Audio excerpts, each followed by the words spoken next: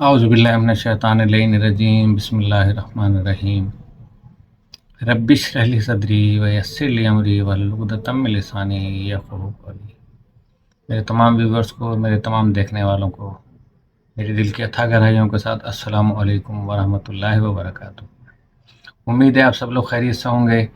Programme हमारा झूठ पर चल रहा था और प्रोग्राम शुरू करने से पहले आप लोगों से ये गुजारिश है कि प्रोग्राम अच्छा लगे तो लाइक भी कर दीजिएगा, कमेंट्स बॉक्स में अपने रिमार्क्स दीजिएगा और सब्सक्रिप्शन भी। झूठे मुद्दे यानी नबूवत, उसके बारे में प्रोग्राम करेंगे, लेकिन सच और झूठ के बारे में शेख सादी क्या फरमाते हैं। उन्होंने अपनी किताब गुलिस्तान में इस हवाले से एक बहुत ही मारूफ और हकीमाना बात कही है, जो फितना, शर व फसाद को रोकने के लिए खामोशी या मसलहत आमेज़ रवैये की अहमियत को उजागर करती है। फरमाते हैं कि मसलहत आमेज़ झूठ फितने वाले सच से बेहतर है। यानी शेख सादी का फरमाना है कि अगर सच बोलने से किसी का घर टूट रहा हो, दो दोस्तों के दरमियान दुश्मनी हो रही हो, या मुआशरे में फितना व फसाद और शर फैलने का अंदेशा हो, तो ऐसी जगह सच बोलना जायज़ नहीं है, बल्कि खामोशी या ऐसी बात कहना बेहतर है कि जिससे मामलात सुधर जाएं और वो दोनों दोस्त एक हो जाएं। इसी तनाजुर में वो कहते हैं कि हक सच से किसी का दिल टूटने या कोई नाहक नुकसान हो, उससे मसलहत या इस्लाह की नीयत से कही गई बात जो बज़ाहिर सच न भी हो, अल्लाह के नज़दीक ज़्यादा पसंदीदा है, क्योंकि सच का मकसद इस्लाह होना चाहिए, न कि तखरीबकारी। खुलासा ये निकलता है कि ये उसूल सिर्फ ख़ास हालात जैसे सुलह करवाने के लिए, न कि झूठ को मामूल बनाने के लिए या उसको शय देने के लिए हो। वो बिल्कुल भी झूठ हराम है, और ऐसा सच कि जो बिल्कुल वो सज़ा का हकदार हो, वहाँ पर सच बोलना चाहिए। तो अब हम प्रोग्राम अपना वहाँ से शुरू करते हैं कि झूठे मुद्दे यानी नबूवत। मजमूई तौर पर जितने अफराद ने नबूवत का झूठा दावा किया, वो सब कज़्ज़ाब थे, झूठे थे, क्योंकि पैगंबरी का झूठा दावा मिक़दारी व मयारी तौर पर बहुत बड़ा झूठ है। ख्वाह नबूवत का झूठा दावा दोहराने की नज़र से हो, या अहकाम शरीयत की गलत और जाली तशरीह और कानून साजी की बुरी नीयत से हो, दुनिया में बहुत से झूठे अफराद हुए हैं। झूठे दावे किए और मिन जानिब अल्लाह के रसूल होने के झूठे दावे किया करते थे, और आइंदा भी अदा करते रहेंगे, आज भी अदा कर रहे हैं। लेकिन कभी कभार अफराद की नादानी के नतीजे में चंद रोज़ा कामयाबी इन लोगों के हाथ लग जाना और पैरोकारों की जमात बना डालना किसी तौर पर भी दायमी और अबदी कामयाबी की दलील नहीं बन सकती। लेकिन आजकल ऐसे उलमाए सू हैं कि जो उन्हीं नबियों के मानने वाले हैं, लेकिन उन्होंने अपने ऊपर एक चेहरा सजाया हुआ है अलग से, जिसे दो चेहरे वाला इंसान कहते हैं। कि दिल में कोई और नबी होता है तो कादियानियों में और इनमें भी कोई फ़र्क नहीं है। कादियानी तो बहरहाल क्लियर कहते हैं ना, लेकिन जो मुनाफिक है वो सबसे पहले मुनाफिक वही होता है कि जो झूठा होता है। दरोगो भी वो होता है कि जो झूठा होता है। धोखेबाज भी वही होता है कि जो झूठा होता है। इसी तरीके से तमाम मुख्तलिफ़ किस्म की अक़साम हैं इसकी, वो झूठी होती हैं। इस लिहाज से इस दुनिया में बहुत से झूठे अदियान पैदा हुए, लेकिन बाद में नापैद हो गए। जो चीज़ हकीकत न रखती हो, काबिल बका नहीं हो सकती। मुमकिन है माहौल की साख्त और हालात इन झूठे मज़ाहिब को चंद रोज़ा बका देने में कुछ मददगार साबित हो, लेकिन फ़लसफ़ा की इस्तिलाह में ये मज़ाहिब जबरी हरकतें हैं, ज़बरदस्ती वाली। इन झूठे पैगंबरों की कामयाबी का रास्ता गरीज़ शहवत व तमा और या फिर तहरीक जज्बा इंतकाम बशरी है, जैसा कि कम्युनिस्टों ने भी अपने मज़हब के फैलाव के लिए इन्हीं तीनों गरीज़ों से काम लिया और लेते हैं। बल्कि कम्युनिस्ट लोग जो हैं, उनका जो मज़हब तो पैदा ही इन तीन गरीज़ों पर हुआ है और इन्हीं के ज़ेर असर फैला। सिफत हसद भी इन जज्बों को परवान चढ़ाने में पूरी तरह عمل دخل رکھتی ہے، جیسا کہ اکثر کتابوں میں اس کا ذکر کیا گیا ہے۔ امام جعفر صادق علیہ السلام اس کو یوں فرماتے ہیں کہ یقیناً کذاب دیدہ دانستہ طور پر ہلاک ہوتے ہیں اور اپنے پیروکاروں کو نادانستگی میں مبتلا کر کے ہلاک کر دیتے ہیں۔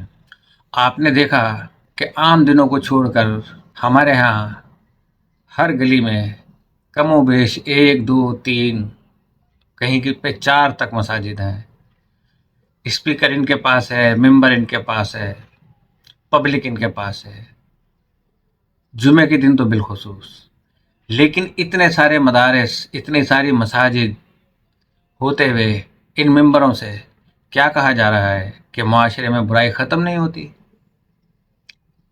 بنو شہر میں بھی مساجد ہیں، لکی مروت میں بھی ہیں، کوئٹہ میں بھی ہیں، پاکستان کے اور حصوں میں بھی ہیں، لیکن وہاں پہ ہر قسم کے اڈے کھلے ہوئے ہیں، لڑکے لڑکیوں کے بھی کھلے ہوئے ہیں، ساری چیزیں وہاں پر بن رہی ہیں، کوکین وہاں پر بن رہی ہے، شرابیں وہاں پر تیار ہو رہی ہیں، اعلیٰ سے اعلیٰ ہیروئن وہاں پہ تیار ہو رہی ہے، لیکن وہ علماء ممبروں پہ بیٹھ کے پبلک کے سامنے اس کا انکار نہیں کر سکتے۔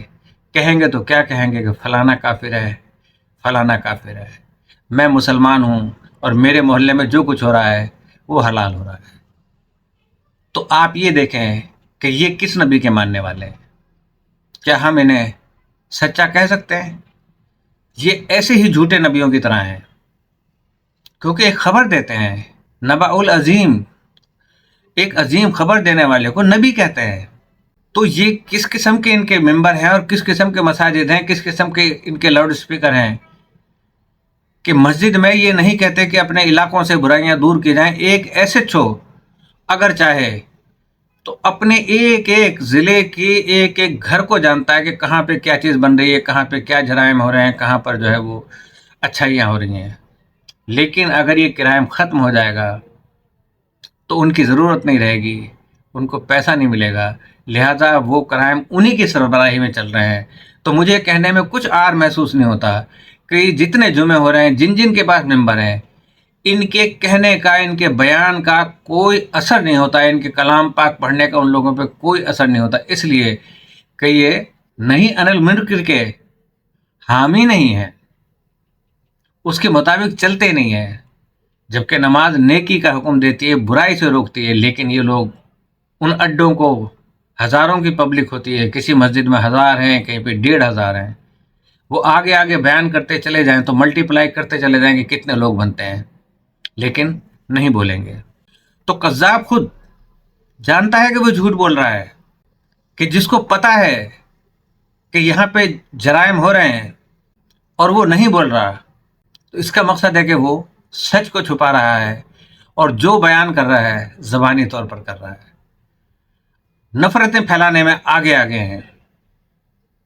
ایک گلی میں 4 مساجد ہیں، چاروں ایک دوسرے کو کافر کہہ رہے ہوں گے، یہ اس میں لگے ہوئے ہیں، یہ سروں پہ بڑے بڑے چادریں باندھ کے اپنا حلیہ بڑا شیخ الاسلام والا بنا کر آپ مجھے بتائیے کہ اس گلی کا ماحول تک ٹھیک نہیں کر سکے جہاں پر یہ تقاریر کرتے ہیں، اس لیے کہ ان کی آواز میں وہ اثر نہیں ہے۔ آپ بھلے رسول اللہ کہتے رہیں، صحابہ صحابہ کہتے رہیں، اہل بیت کہتے رہیں، کوئی فائدہ نہیں ہے۔ تو وہ کوئی غلط فہمی نہیں رکھتا، اس کے باوجود کہ اس کے سامنے روز روشن کی طرح واضح ہوتا ہے کہ اس کا دعویٰ جھوٹا ہے، لیکن اپنے پیروکاروں کو غلط فہمی میں ڈال دیتا ہے اور ان پر حقیقت روشن ہونے کے تمام ذرائع مسدود کر دیتا ہے، بند کر دیتا ہے۔ مذہب میں اور کافر میں الجھا کے شیعہ، سنی، وہابی، دیوبندی، بریلوی، سلفی، اہل حدیث، اتنے سارے فرقے اور سارے امام اعظم جنہیں کہا جاتا ہے، ابو حنیفہ، سب ان کے فرقے سے تعلق رکھتے ہیں، لیکن پھر بھی آگے سے آگے بنا لیے۔ رسول اللہ صلی اللہ علیہ وسلم جیسا مظلوم کون ہوگا آج کے دور میں، کہ ان کے نام کے تو کوئی بھی نہیں، صرف ایک اہل بیت ہیں جو ان سے منسلک ہیں، ان کی مخالفت کرتے ہیں۔ عقیدے کا ذریعہ، مسلمان ہونے کا ذریعہ جو ہے انہوں نے صرف 3 شخصیتوں کو بنایا ہوا ہے، آپ لوگ جانتے ہیں، اس میں سے اہل بیت غائب ہے، جبکہ اہل بیت سے محبت کرنا ایمان کا حصہ ہے قرآن و حدیث کی روشنی میں، لیکن نہیں کریں گے۔ تو اس کا مقصد یہ ہے کہ کسی چیز کو چھپانا جانتے بوجھتے، اس سے بڑا کاذب یا اس سے بڑے کذاب اور کون ہو سکتے ہیں جو چیخ چیخ کے کہتے ہیں خانہ کعبہ ہمارا ہے، اس کی طرف کوئی آنکھ اٹھا کے دیکھے گا تو ہم یہ کر دیں گے۔ بیت المقدس کے لیے کیا کیا انہوں نے؟ کچھ بھی نہیں کیا۔ تو یہ لوگ جھوٹے پیشوا لوگوں کی جہالت اور کم علمی سے سوء استفادہ کرتے ہیں اور گمراہ کر کے تباہی و ہلاکت سے دوچار کر دیتے ہیں۔ ہاں، کذاب اپنے آپ کو دیدہ و دانستہ جہنم میں گراتے ہیں اور اپنے پیروکاروں کو جہالت کے ساتھ جہنم میں لے جاتے ہیں۔ یہ ان کے امام بن جاتے ہیں، امامتیں کراتے ہیں۔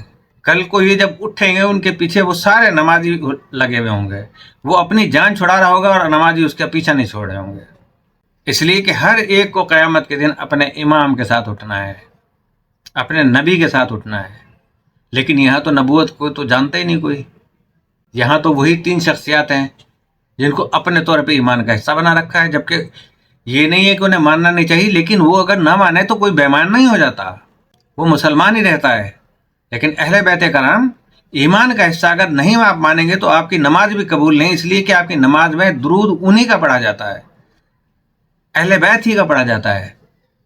بعد میں آپ بھلے ازواج ہی و صحاب ہی و بعد میں جتنے بھی آپ چلے آ رہے ہیں، خلیفت ہی، ابو حنیفہ ہی، امام شافعی اور سب پہ جو ہے نا وہ درود و سلام بھیجتے جائیں اور بدعتیں پیدا کرتے چلے جائیں اور دوسروں پہ بدعتوں کا فتویٰ لگاتے چلے جائیں۔ جھوٹے پیغمبروں کی روش دعوت میں جھوٹ نشر کرنا اور بس۔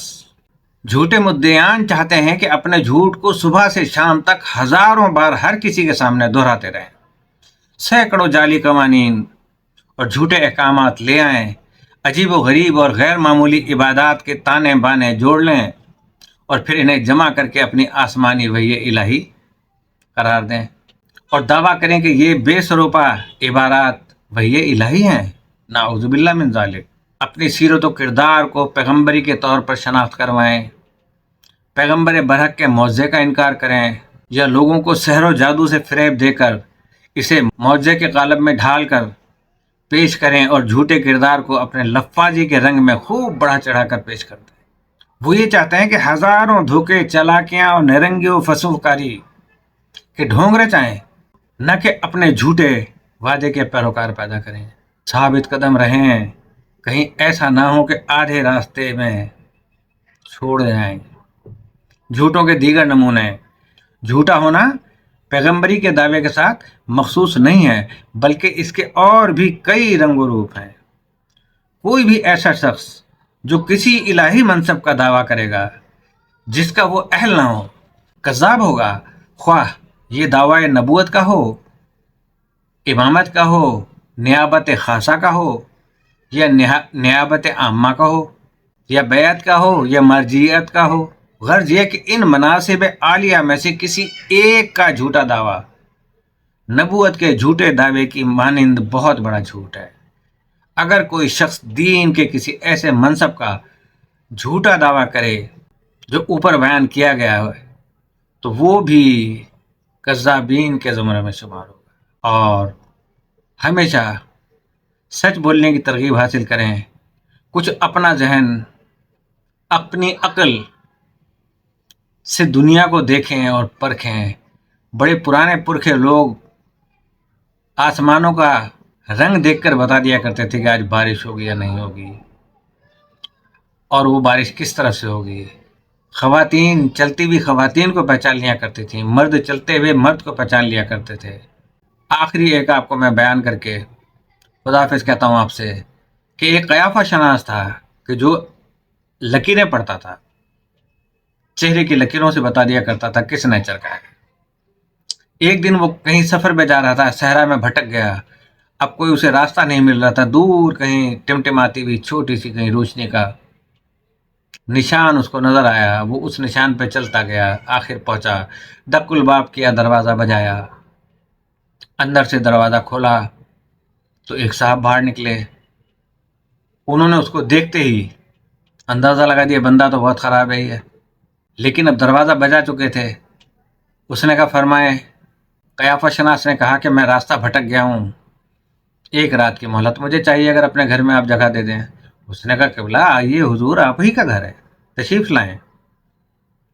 اندر اس کو अपने बिस्तर पे लेटाया, खुद नीचे लेटा और बेइंतहा उसकी खिदमत की, खाने में, पीने में, दूध और सारी चीज़ों की उसको ऑफर की। अब ये कयाफा शनास पूरी रात सो ना सका कि मेरा इल्म कुछ और कहता है, अमल ये कुछ और कर रहा है। ये मैं झूठ की आपको मिसाल दे रहा हूं कि झूठ कितने किस्म के होते हैं। सुबह को वो उठा, ये तय कर लिया उसने अपने दिमाग में कि मेरा इल्म झूठा है। आज तक जितने चेहरे मैंने पहचाने हैं सब झूठे थे, लेकिन जब वो जाने लगा और उसने उनका शुक्रिया अदा किया कि भाई आपका बहुत बहुत शुक्रिया, आज आपने मुझे बहुत बड़ा सबक दिया है। उसने कहा कि भाई शुक्रिया वुक्रिया किस बात का, आप उस वक्त जा सकते हैं कि रात में मेरा इतना पैसा खर्च हुआ है, आप जब तक ये मुझे नहीं दे के जाएंगे मैं अपने घर में कैद रखूंगा, आपको बंद रखूंगा। कयाफा शनास के चेहरे पर कुछ रौनक आई। जो पैसे उसने मांगे थे उससे डबल उसको दिए और कहा कि भाई मैं तेरा शुक्रिया अदा करता हूं कि मेरा इल्म सच्चा निकला। यह है झूठ की तमीज जो बड़े बड़े लोगों के दिमाग समझ लेते हैं, बात करते हुए, चेहरा देखते हुए, आंखें देखते हुए। कौन सी आंख प्यार के काबिल है, कौन सा दिल प्यार के काबिल है और कौन सा नहीं है। जबान पे ना जाएं। लोग कहते हैं कि दिल तो पागल है, दिल पागल नहीं है। इस जबान से जो अदा होता है कि हज़रत अली अलैहिस्सलाम ने फरमाया कि इंसान अपनी जबान के नीचे छुपा हुआ है, क्योंकि जबान तर्जमान है, अंदर की, दिल की तर्जमान है, दिमाग की तर्जमान है। वो कभी झूठ नहीं बोलती, उससे झूठ बुलवाया जाता है, और जब झूठ वो निकलता है उसकी ज़बान से तो पता चल जाता है कि ये दिल से निकला है। कोई मोहब्बत वब्बत नहीं है। इजाज़त चाहता हूँ इस दुआ के साथ कि अल्लाह पाक हम सब की जान और माल और इज़्ज़त और आबरू और ईमान की और हमारी बच्चों की और हम सब की ज़िंदगियों की हिफाजत फरमाए और हर किस्म की नागहानी आफात से हमारे मुमलिकत खुदादाद पाकिस्तान और हमारे इस्लामी ममालिक बिलखुसूस एक मुल्क ईरान के जो बहुत बड़ी सुपर पावर से टक्कर लेते लेते उसे तीसरे नंबर का सुपर पावर बना दिया है, ईरान को फतह नसीब अता फरमा। अस्सलामु अलैकुम वरहमतुल्लाहि वबरकातुहू।